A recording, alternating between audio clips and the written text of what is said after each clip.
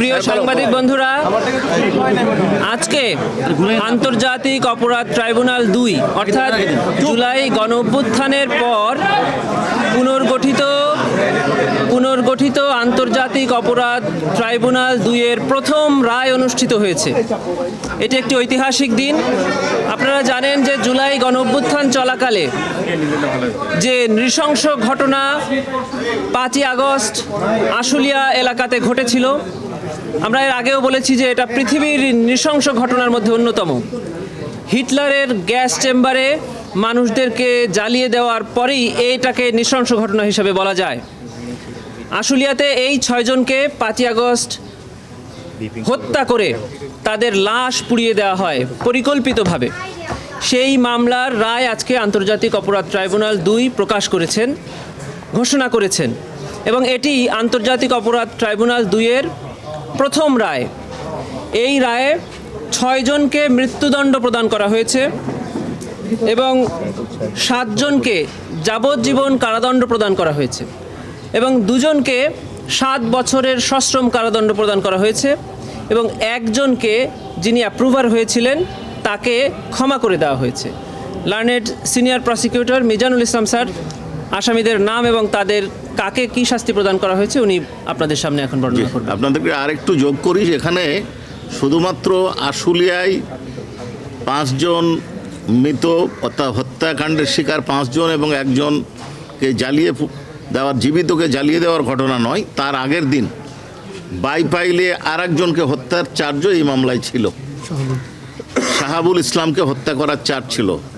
এই মামলায় যাদেরকে মৃত্যুদণ্ড দেওয়া হয়েছে তারা হলেন তৎকালীন স্থানীয় এমপি সাইফুল ইসলাম, ওসি আশুলিয়া থানা AFM শাহেদ রনি, আব্দুল মালেক ASI বিশ্বজিৎ সাহা, কনস্টেবল মুকুল চোকদার এবং যুবলীগের সদস্য রনি ভূঁইয়া। এদেরকে মৃত্যুদণ্ড দেওয়া হয়েছে এদের বিরুদ্ধে অভিযোগ প্রমাণিত হওয়ায়। অর্থাৎ যাবজ্জীবন কারাদণ্ড দেওয়া হয়েছে DIG Syed Nurul Islam, SP Asaduzzaman Ripon, additional SP Abdullahil Kafi, additional SP Shahidul Islam, inspector Masudur Rahman, ইনি ইন্সপেক্টর তদন্ত, inspector operation Nirmal Kumar Das, inspector Arafat Hossain Arju, ডিবির ইন্সপেক্টর। 7 বছরের কারাদণ্ড দেওয়া হয়েছে SI আরাফাত উদ্দিন, ASI কামরুল হাসানকে। আর অ্যাপ্রুভার 23 নম্বর সাক্ষী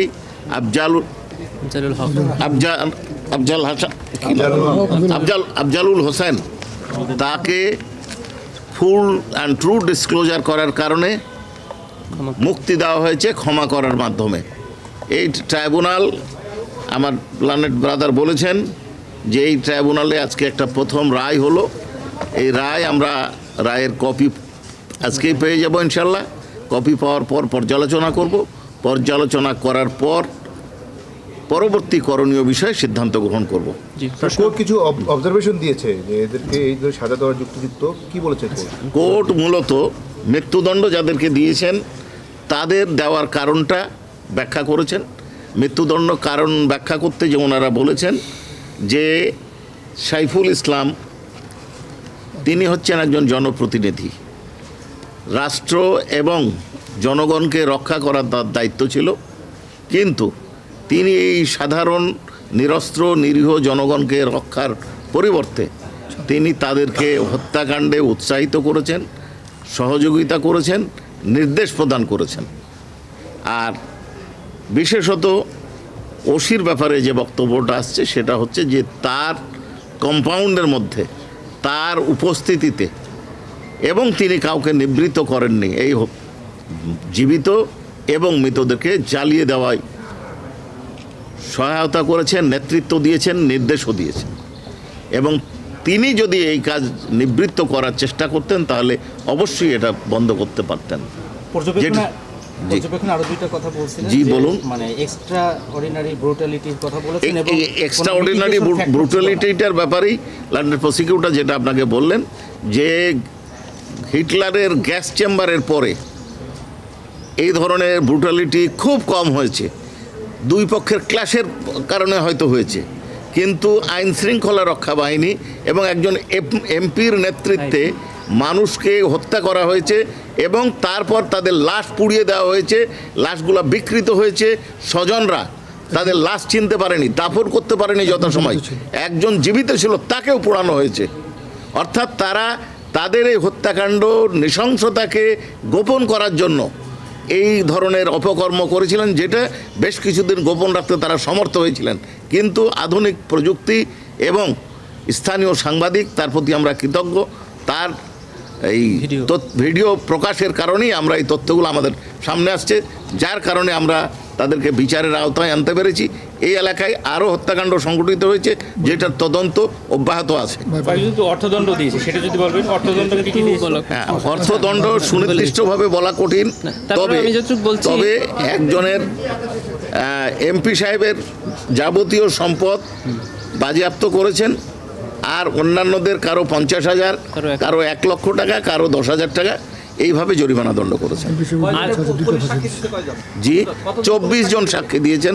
তদন্ত পুলিশ সদস্য এই মুহূর্তে তো ওইভাবে বলতে পারবো না, তবে আরেকটি অবজারভেশন দিয়েছে ট্রাইব্যুনাল, সেটা হলো আন্তর্জাতিক অপরাধ ট্রাইব্যুনাল আইন 1973-এ গঠনের পর 1971 সালে সংগঠিত মুক্তিযুদ্ধের সময় সংগঠিত মানবতাবিরোধী অপরাধের বিচার এই ট্রাইব্যুনাল করেছেন, এটা করতে পারেন। তার সাথে সাথে ট্রাইব্যুনাল বলেছেন যে জুলাই গণঅভ্যুত্থানে যে মানবতাবিরোধী অপরাধ সংঘটিত হয়েছে সেই অপরাধের বিচার করার ইখতিয়ার এই ট্রাইব্যুনালে আছে। এটি ট্রাইব্যুনাল প্রথমে অবজারভেশন দিয়েছেন এবং মৃত্যুদণ্ড প্রদানের ক্ষেত্রে বলেছেন যে আমাদের এই আইনে সেকশন 5(2)তে যারা সাবঅর্ডিনেট আছে তাদেরকে শাস্তি দেওয়ার ক্ষেত্রে মিটিগেট করা, অর্থাৎ শাস্তি কম দেওয়ার সুযোগ এই আইনে আছে। তবে এই আশুলিয়াতে যে নৃশংস ঘটনা ঘটেছে এবং যাদেরকে মৃত্যুদণ্ড দেওয়া হয়েছে তারা এই মিটিগেটিং ফ্যাক্টর পাওয়ার যোগ্য নয়, সুবিধা পাওয়ার, এবং তারা এই মিটিগেটিং ফ্যাক্টরের সুবিধাটা তারা পাবেন না, কারণ তারা কেউই এই অপরাধের সংগঠনের ক্ষেত্রে কোনো ধরনের শিথিলতা প্রদর্শন করেননি। জি,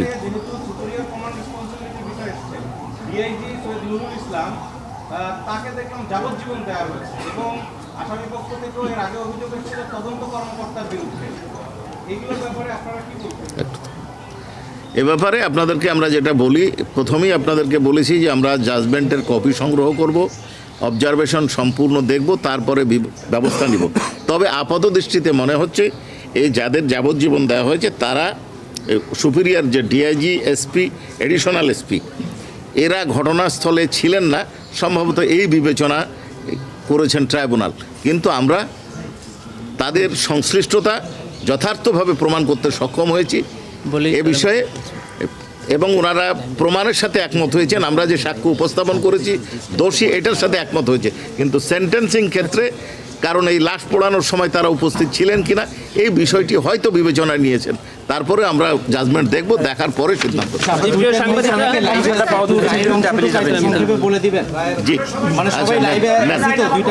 জি ধরেন, জি আজকে আন্তর্জাতিক অপরাধ ট্রাইব্যুনাল 2 তার প্রথম রায়ে ঘোষণা করেছেন। সেই রায়ে মোট আসামি ছিল 16 জন। তার মধ্যে অন্যতম ছিলেন স্থানীয় এমপি সাইফুল ইসলাম, তাকে মৃত্যুদণ্ড দেওয়া হয়েছে। আশুলিয়া থানার ওসি AFM শাহেদ রনিকে মৃত্যুদণ্ড দেওয়া হয়েছে। এসআই আব্দুল মালেককে মৃত্যুদণ্ড দেওয়া হয়েছে। এএসআই বিশ্বজিৎ শাহকে মৃত্যুদণ্ড দেওয়া হয়েছে। কনস্টেবল মুকুল চোকদারকে মৃত্যুদণ্ড দেওয়া হয়েছে। রনি ভূঁইয়া যুবলীগ সদস্য, তার মৃত্যুদণ্ড দেওয়া হয়েছে। যাবজ্জীবন কারাদণ্ড, অর্থাৎ মোট 6 জনের মৃত্যুদণ্ড দেওয়া হয়েছে। যাবজ্জীবন কারাদণ্ড দেওয়া হয়েছে 7 জনকে। তারা হলেন DIG Syed Nurul Islam, SP Asaduzzaman Ripon, additional SP Abdullahil Kafi, additional SP Shahidul Islam, inspector তদন্ত Masudur Rahman, inspector operation Nirmal Kumar Das, inspector DB Arafat Hossain Arju. 7 বছরের কারাদণ্ড দেওয়া হয়েছে এসআই আরাফাত উদ্দিন, এবং এএসআই কামরুল ইসলাম অর্থাৎ দুইজনকে, এবং অপর আসামি এসআই আফজালুল হক, তিনি ট্রু এবং ফুল ডিসক্লোজার করে অনারেবল ট্রাইব্যুনাল যে শর্ত দিয়েছিলেন যে পূর্ণাঙ্গ সত্য প্রকাশ করবেন ঘটনার, সেইটা প্রকাশ করায় তাকে মুক্তি দেওয়া হয়েছে। গাজী ইসলামী, আপনার কাছে আমার একটা প্রশ্ন, সেটা হলো যে 7 দিন পর জাতীয় সংসদ নির্বাচন, জি। আমরা একটা ত্রিকোণমিতি সমীকরণের সামনে দাঁড়িয়ে আছি। অনেক যুদ্ধাহত এই আহত নিহতদের পরিবার অনেকে আশঙ্কা করছেন যে যেহেতু 7 দিন পর নির্বাচন, নতুন সরকার আসতে পারে, যে সরকারই আসুক, তার কেউ আশঙ্কা করছেন যে এই বিচারটা চলবে কিনা, এরকম একটা শঙ্কা তাদের মধ্যে আছে। প্রসিকিউশনের মধ্যে একটা শঙ্কা আছে, কোন দল ক্ষমতায় আসে সেখানে সেই সমীকরণ আপনাদের ক্ষেত্রেও আছে। সার্বিক বিবেচনায় এই যে আপনারা গত 1 মাসে 12টা চার্জশিট পেলেন, সার্বিক বিবেচনায় এই বিচারটা আসলে কি নির্বাচিত সরকার আসলে কন্টিনিউ হবে, নাকি এটা শঙ্কার যে জায়গাটা সেটা কি আশঙ্কা করছেন আপনারা? জি, একটু উত্তরটা আমি দিচ্ছি। আমরা প্রসিকিউটরগণ এই ব্যাপারে চিন্তিত নই, বিভ্রান্ত নই, এবং আমরা মনে করি না যে প্রসিকিউশন সরকার পরিবর্তনের কারণে বা প্রসিকিউশনের কোনো সদস্য পরিবর্তন হলে বা না হলে বিচার প্রক্রিয়া স্থিমিত হয়ে যাবে বা থেমে যাবে বা ধীরগতি হবে, এটা আমরা মনে করি না। বাকি রাজনৈতিক বিষয়ে মন্তব্য করার কোনো ইচ্ছা আমাদের নেই। আমি বলেছি এই রায়ের ব্যাপারে আমরা যেটা হয়েছে আপনাদের সামনে তুলে ধরেছি, এবং এটা আমরা পর্যালোচনার পর সিদ্ধান্ত নেব। রায়ের পর একজন আসামি চিৎকার করে বলেছে আগুন দিয়েছে কনস্টেবল মামুন, তাকে আসামি করা হয়নি। আগে তো বলেন। তারপরে আপনার কাছে নির্বাচিত সরকার আসলে বিচারটা এগিয়ে নেবে, এটা আপনাদের প্রত্যাশা? আমরা বিশ্বাস করি। আসামির বিষয়ে কি বলবেন? ফুল ডিসক্লোজারের কারণে তিনি ক্ষমা পেয়েছেন, আপনারা কতজনকে অফার করেছিলেন এই ধরনের সাক্ষ্য দেওয়ার? না, এটা আমরা বারবার আপনাদেরকে বলেছি যে অ্যাপ্রুভার করার কোনো এখতিয়ার বা প্রস্তাব দেওয়ার সুযোগ প্রসিকিউশনের নাই। এটা আসামি দেয়, অনারেবল ট্রাইব্যুনাল একমত হলে এটা গ্রহণ করেন।